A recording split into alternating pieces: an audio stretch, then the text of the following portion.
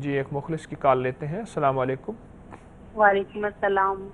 حکیم صاحب میں سائمہ کاشف کراچی سے بات کر رہی ہوں. جی بات کیجئے. جی میرا مسئلہ یہ ہے کہ میرے شوہر اچھے خاصے سرکاری ملازم بھی ہیں, آمدنی بھی گھر میں آتی ہے, لیکن قرض ہے کہ ہمارا اترنے کا نام نہیں لیتا, اور اتنا زیادہ قرض اب جمع ہو گیا ہے کہ وہ ہماری اتارنے کی استطاعت سے باہر ہے. ہم لوگ بالکل ٹھیک. اتارنے سے قاصر ہیں. آپ چاہتے ہیں کہ اور قرض اتر جائے. جی قرض اتر جائے ایک تو یہ اور مسئلہ ہے آپ رزق کا, میں برکت. اس کے علاوہ جی رزق میں برکت چاہتے ہیں. برکت ہو, گھر میں برکت ہو. ہم لوگ مطلب بیماریاں بھی ہیں, جی سکون نہیں ہے, بیماریاں بھی پریشانی ہے. ختم ہوں, سکون بھی ہو. جی بس قرض کا بہت بڑا مسئلہ ہے. جی کچھ مجھے پڑھنے کے لیے اس میں طرح سے بتاؤں بتا گا آپ دیجیے کو. کہ سب سے پہلی اللہ چیز تو پاک. یہ ہے, جی گھر ہمیشہ بیوی چلاتی ہے, شوہر نہیں چلاتا.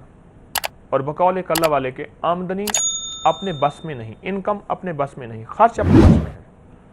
کیا ہم خرچ کرنے میں کوئی احتیاط کا ہاتھ اور دامن تو نہیں چھوڑ رہے ہیں؟ سب سے پہلی چیز.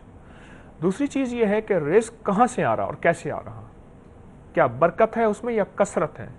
کتی کتنے بچے دیتی ہے؟ 6 7 9 10. بکری کتنے بچے دیتی ہے؟ 1 2. برکت کس میں ہے؟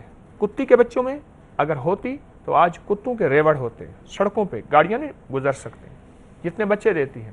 اور بکری اس میں برکت ہے.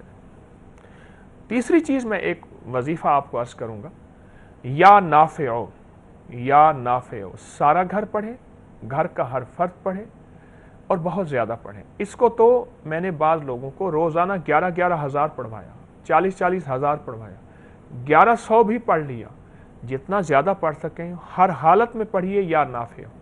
انشاءاللہ تعالی گھر کی نفرتیں ختم, جھگڑے ختم, رزق میں وسعت, اور خاص طور پہ آپ نے جو قرضوں کی بات کہی ہے, اللہ پاک اس سے بھی نجات دے گا. لیکن ان 2 پہلی چیزوں پہ آپ کی نظر انشاءاللہ ضرور رہے گی, اور میں آپ کے لیے دعا بھی کروں گا.